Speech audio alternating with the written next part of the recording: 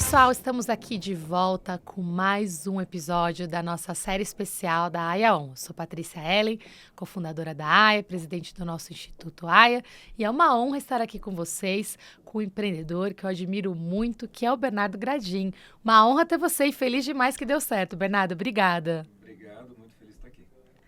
O Bernardo, gente, eu vou apresentar aqui, mas vai ser difícil, porque eu acompanho a trajetória dele realmente há 20 anos aqui e vejo a diferença que empreendedores como ele fazem para São Paulo, para o Brasil, na verdade, para o Brasil e para o mundo. Agora ele vai contar um pouquinho, mas o Bernardo é formado em Engenharia Química pela Universidade Federal da Bahia.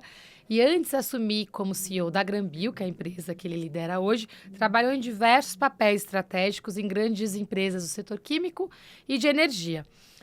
Lembrando que essa série especial da AIA On é focada nas 5 grandes transições para que a gente possa promover um novo modelo de desenvolvimento econômico e acelerar a grande transição que é para uma economia de baixo carbono. 5 transições: promover soluções baseadas na natureza, produção alimentar e uso do solo sustentável, materiais regenerativos e economia circular, transição energética e finanças sustentáveis. E o Bernardo aqui é um especialista em muitas delas, ele vai contar um pouco, mas começo aqui dizendo que fico muito feliz de te ver aqui, Bernardo, porque eu lembro da sua trajetória desde lá atrás, a celulose da cana, explicando a oportunidade que o Brasil tinha, quando eu era consultora, depois como secretária. O Bernardo, inclusive, foi o primeiro CEO a ter coragem de ter o gabinete dele dentro de um instituto de pesquisa, no IPT aqui em São Paulo, quando eu era secretária. Enfim, então a lista seria longa aqui para te apresentar, mas só para dizer que é um orgulho e também fico triste de ver que o Brasil não conseguiu dar as condições necessárias para você continuar fazendo o investimento em escala que você está fazendo nos Estados Unidos, no Brasil da mesma forma. Então, conta um pouquinho de você e como é que chegamos na Granbio, por favor. Muito obrigado pela oportunidade, Patrícia. A Granbio foi fundada com o intuito de descarbonizar combustíveis, materiais avançados e bioquímicos. E a ideia é converter a celulose, ou a biomassa, em produtos comparáveis com o petróleo, mas com pegada de carbono neutro ou negativa. E nós começamos a companhia, muito brasileira, com um apoio fundamental do BNDES na época, que lançou um programa chamado País, que incentivava a inovação na indústria sucroalcooleira. Há quantos anos foi? Isso, o programa do País foi em 2011. E nós submetemos ao programa do País um projeto para fazer a primeira planta de etanol celulósico aqui no Brasil, usando palha de cana. E por que palha de cana? Porque o bagaço da cana concorreria com o custo de oportunidade de gerar energia, seja em cogeração, seja nos leilões de energia, e a palha era deixada no campo, como um resíduo quase absoluto, que apodrecia. Então a pegada do carbono de um etanol feito de palha é neutro, é quase negativo. Então nós primeiro escolhemos fazer o desenvolvimento dos micro-organismos aqui no Brasil, numa parceria com a Unicamp, sobretudo com a Unicamp, depois com o CNPEM, e é uma estratégia de, vou ter a catálise, como se diz na química, tropicalizada, e o processo industrial, vou buscar que país e que indústria fez mais rápido. E no caso, a gente, no início, licenciou uma tecnologia italiana. Depois essa tecnologia não funcionou como nós queríamos, e nós dobramos a aposta, comprando uma empresa de tecnologia nos Estados Unidos, e lá desenvolvemos um centro de pesquisa. Hoje tem 5 plantas piloto integradas, e lá desenvolvemos 430 patentes. 430 patentes. Uau! E dessas 430 patentes, nós começamos 7 no Brasil. 7 nós tivemos início no Brasil e 400 e tantas nos Estados Unidos. Claro que depois que você consegue a patente nos Estados Unidos, você vai para o PCT e multiplica essa patente na Europa, Ásia e no próprio Brasil. Mas como o sistema americano é muito mais ágil para reconhecer o conhecimento, a patente, a propriedade intelectual, a gente acabou escolhendo ter o Centro de Pesquisa e Desenvolvimento lá. E chegando a um ponto de comparação, né, nós continuamos sendo brasileiros, uma empresa brasileira, mas como empresário a gente busca onde tem o melhor ambiente e incentivo. E os americanos têm sido muito agressivos na transição energética desde que começaram o Inflation Reduction Act e outras medidas em paralelo. Tem o Infrastructure Act, que é, às vezes, subdimensionado, mas também é muito importante.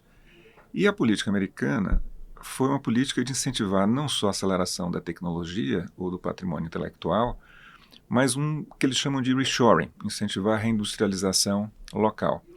E incentivos certos no lugar certo faz com que o empresário tome mais risco, porque a recompensa equilibrada no momento mais arriscado, como, por exemplo, acelerar uma tecnologia inicial a mercado, faz uma diferença gigante.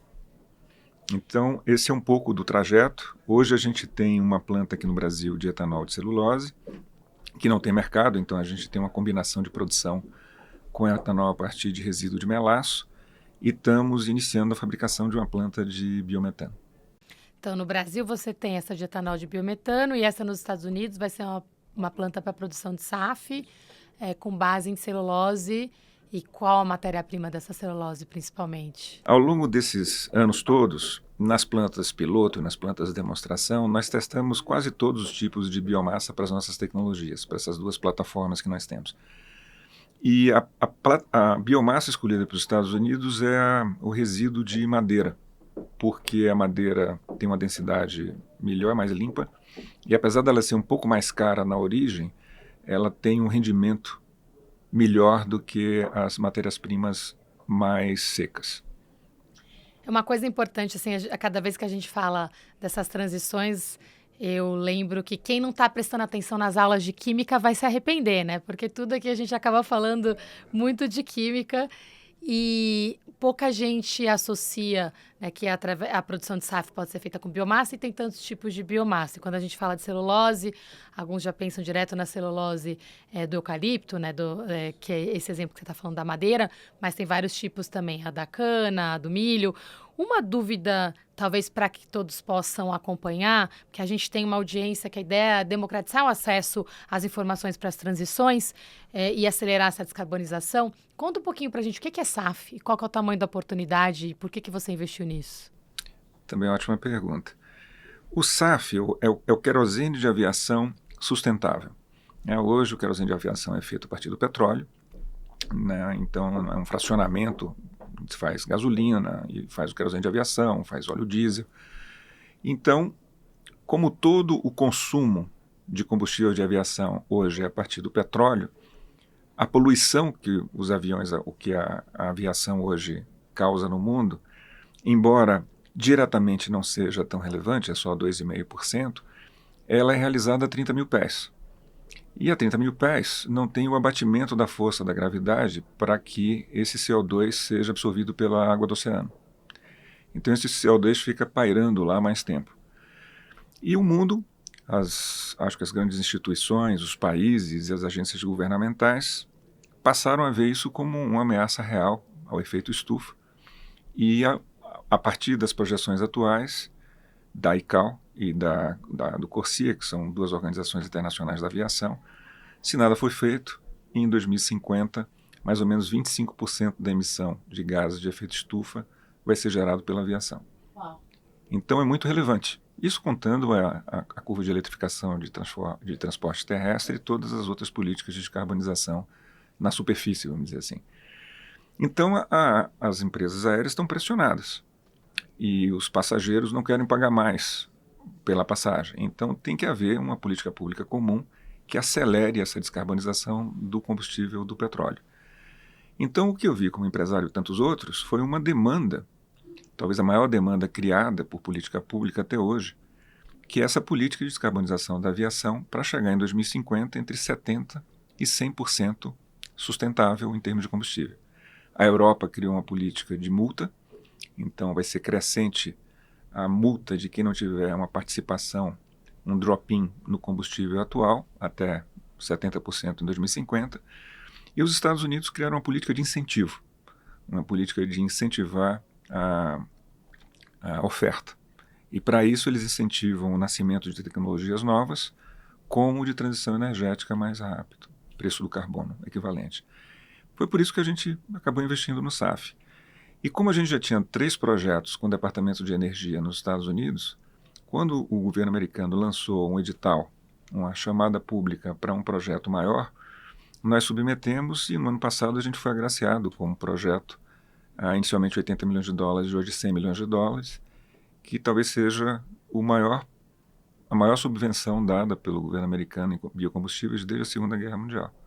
Isso é muito importante, né, Bernardo? Porque várias vezes que a gente reuniu lideranças do setor privado, do setor público aqui na AIA, a gente tem conversado muito sobre o impacto do Inflation Reduction Act e de todos esses acts que você mencionou, não só nos Estados Unidos, que são esses programas econômicos, incentivos para a transição energética, que no caso deles é mais de $1,5 trilhão de dólares, chegando a quase 2 trilhões, mas também o europeu, com o European Green Deal, e o asiático, o chinês, né, o sul-coreano. A realidade mudou muito. Será que você consegue contar assim, de uma forma simples para quem está acompanhando? Porque eu acompanhei o seu dilema como empreendedor, acreditando nesse tema há tanto tempo, a dificuldade de ter apoio para fazer ele se desenvolver. E, de repente, né, você vê o seu negócio deslanchando, e eu sei como você também é super brasileiro. A dor no coração de ter que levar parte dessa produção, dessa inteligência que você construiu, para fazer isso em outro país. Mas o incentivo é muito competitivo. Conta um pouquinho como é que foi isso e como é que é o incentivo na prática. Na prática, é uma subvenção direta em sistema... É dinheiro no bolso. Sistema chamado cost sharing, que é a divisão de custos. Não tem nenhuma demanda pelas patentes, então todas as patentes que nós desenvolvemos são proprietárias da companhia. E na prática funciona assim.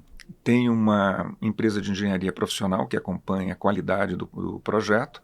Nós prestamos conta dos custos de realizar a engenharia, o detalhamento, compra de equipamentos e a realização da obra do próprio projeto. E todo mês nós prestamos conta no dia 30 e em 30 dias o governo ressarce entre 40% e 50% do que a gente gastou no mês anterior no projeto.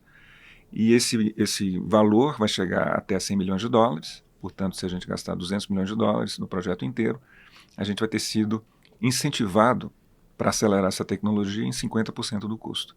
Ou seja, de cada real que você gasta, metade é ressarcido num prazo de 30 dias, praticamente imediato, pelo governo americano, desde que vocês prestem contas que vocês estão investindo nesse projeto e que é um projeto de transição energética, nesse caso, para a produção do querosene sustentável de aviação. Com a tecnologia inovadora, sem nenhum, como dizem os americanos, nenhum string attached. Então não tem Incrível. Demanda específica de não poder comprar equipamento de outro país, de não poder vender esse combustível para outro país. E aí você contou aquela anedota que, enquanto isso, desafios que são sistêmicos, históricos no Brasil, você, para abrir uma propriedade intelectual de uma tecnologia que você estava lançando, que você lançou em paralelo aqui no Brasil, Estados Unidos e Europa, o que aconteceu? Isso é verdade. Nós infelizmente, ainda tem melhorado. Eu acho que o INPI está fazendo um esforço para acelerar essa velocidade de registro de patentes, mas a velocidade e a qualidade da patente que a gente consegue fazer fora do Brasil ainda é muito mais rápida do que aqui no Brasil. Um dos exemplos é uma levedura que a gente desenvolveu com a Universidade de Campinas, que conseguimos a patente nos Estados Unidos em menos de 8 meses e no Brasil foram 7 anos. É difícil, né, Bernardo? Assim, eu sei que hoje a gente tem... O governo colocou como prioridade desenvolver o plano de transformação ecológica. A gente tem várias iniciativas que a AIA participa também. Mas essa mudança de realidade nos outros países também criou uma condição de competição muito desigual, né? E aí, com isso, até eu sei que... Primeiro, queria te agradecer de novo pela tua resiliência. Eu já te falei isso várias vezes em vários contextos diferentes, então reforço meu ponto. Acho que você é um empreendedor admirável, que o Brasil precisa de mais pessoas como você e o mundo também nesse momento de transição. A gente queria, já te deixo o convite, a gente tem essa série especial da AEON, porque a gente tem a Semana do Clima, fizemos sessões mais curtas para provocar as pessoas a se interessarem pelos temas, mas eu queria muito te convidar para uma versão estendida para a gente passar pelas etapas, falar de SAF, das rotas tecnológicas, das opções, para que a gente transforme isso em realidade também para o Brasil. Antes de fechar, eu queria te fazer uma última pergunta. Eu sei que você é um empreendedor que faz acontecer, mas que também sonha muito, tem sempre uma visão muito maior do que aquele projeto que já é enorme que você está sempre fazendo. Qual que é o teu sonho? E principalmente relacionado a essa transição para uma economia de baixo carbono, o que você gostaria de ver mais? E lembrando que aqui na AIA, nosso forte é trabalhar com colaboração exponencial entre as organizações. O que você gostaria de ver acontecer? Eu gostaria de ver acontecer o Brasil criar um modelo mental que se transforme em política pública de cooperação absoluta, né? Onde a gente tenha uma transparência e uma qualidade de nova legislação, regulamentação, que acelere a oportunidade que o Brasil tem de liderar a descarbonização no mundo inteiro. Seja para a SAF, por exemplo, com a matéria-prima de etanol, seja na descarbonização da matriz energética, atraindo centros intensos em energia, como os novos centros de modulação de inteligência artificial. Então, o primeiro sonho é ver o Brasil acelerar e se colocar frente a frente essa corrida de promover tecnologia e inovação e tomar a carona certa na transição de carbono. A outra, um pouco mais egoísta, é ver o trabalho que a gente desenvolveu até aqui, cooperado com outras empresas e disseminado mais rápido para que a transição energética aconteça de uma forma mais disseminada. Então, conte conosco para que a gente possa continuar disseminando essas informações. A gente sempre termina, Bernardo, com uma pergunta: como chama AIA-ON, o nosso podcast, a gente quer garantir que a gente sempre termina mais otimista, né? Apesar de todos os desafios. O que está off e o que está on para você nesse contexto aí da descarbonização? Começa pelo off. O off tá, eu acho que o atraso da nossa conscientização com brasileiros, que a gente pode liderar a corrida de transição energética com alcance global. Esse atraso é o off. O on é que a oportunidade está nas nossas mãos. Então, apesar de estarmos atrasados, se nós criarmos um ambiente, como você cria aqui, de cooperação realmente integrada, que convença a política pública, a iniciativa empresarial e a atração de capital com off-take internacional, a gente transforma esse atraso em liderança. É isso aí. Então, off é o atraso e on é a liderança. Vamos transformar o atraso em liderança. Gente, muito obrigada. Sempre inspirador, Bernardo. Terminamos aqui mais um episódio dessa série especial da AIA-ON, falando das 5 transições. Vamos promover juntos um novo modelo de desenvolvimento positivo para as pessoas, para a natureza e para os negócios, focando nas 5 grandes transições. Promover soluções baseadas na natureza, produção alimentar do solo sustentável, materiais regenerativos, economia circular, transição energética e finanças sustentáveis. Eu vou repetir tanto que vocês vão cansar, mas vão aprender e vão ajudar a gente a divulgar que é possível sim ter uma economia de baixo carbono e aprender aqui com o Bernardo, que nos deixou uma grande mensagem aqui de transformar o nosso atraso em liderança e o Brasil mostrar que é essa potência da descarbonização que nós precisamos e que o mundo também precisa. Obrigada por nos acompanharem. Eu vou deixar aqui os detalhes para quem quiser saber mais. Nós temos o nosso Instagram, é aia.earth, no YouTube é Aia Earth Partners e no Spotify é só colocar lá hashtag AIA-ON, AYAON, e vamos terminar, como disse o Bernardo aqui, on, acreditando que é possível, porque ele conseguiu. Vida de empreendedor não é fácil, eu que o digo aqui também. Imagina você com essa grande missão e eu espero que muitas outras patentes sejam criadas no Brasil, que essa inteligência fique aqui e que a gente mostre que essa grande oportunidade pode virar realidade. Muito obrigada e obrigada, Bernardo, pela presença.